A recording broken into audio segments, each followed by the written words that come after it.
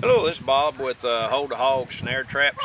I'm here in Rockport with L3 Outdoors Josh White.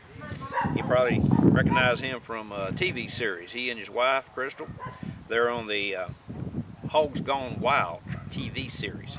So Josh, I gave him some of my traps to field test. Again, we own Hawg Snare Trap. And this is a trap, heavy number 5 Bridger trap that we put some number 2 springs on, and we've got a 1-inch gap here, and it's been modified for our snare, which is this is our little invention right here that really makes the whole system go.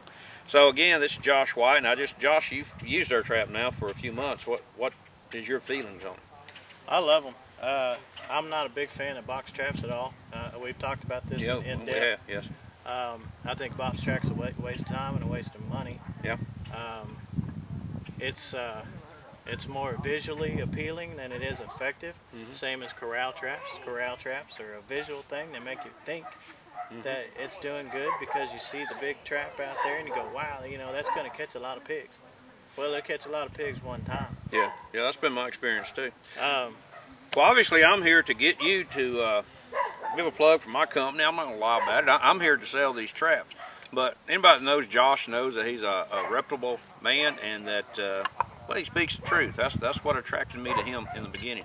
So, Josh, let me ask you, box traps versus my traps over the last couple of months, what's produced more hogs for you? Oh, by far the snares. The snare trap, and I'll tell you why. You don't need bait. Yeah. If another animal eats your bait, like a coon or something like that, the trap is still effective. They can't see it. Yeah. They absolutely don't even know it's there. Absolutely.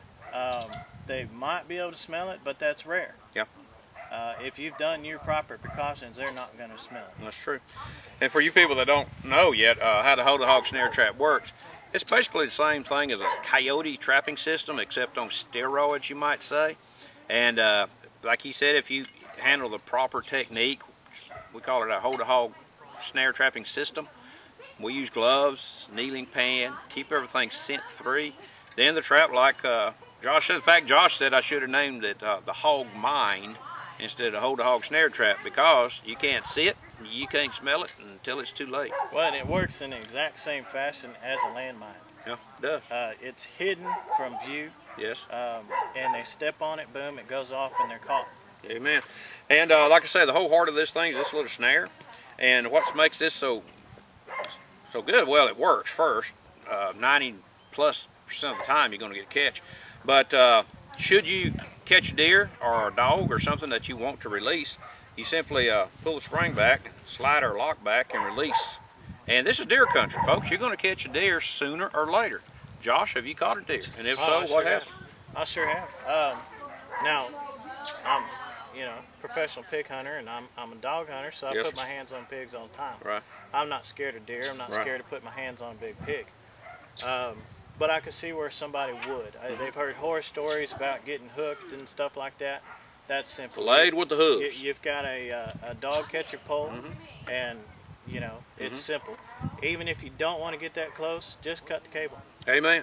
And did you see any permanent harm to the deer besides rope burn at the site of impact?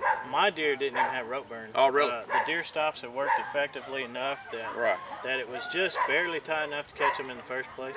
That's what we apply here. It's called a deer stop, so that this snare will only close so far. And that's for thin-skinned animals like deer, so that the snare just simply won't saw into his leg. Right, it keeps it from digging deeper and deeper and deeper. Right. It stops it. Yeah. Right. All right, well, that's good. I appreciate you taking a few minutes to talk with us. Oh, yeah. And hopefully Josh and I, he's got a couple new products coming out, and as do we. And we're going to go catch some hogs tonight.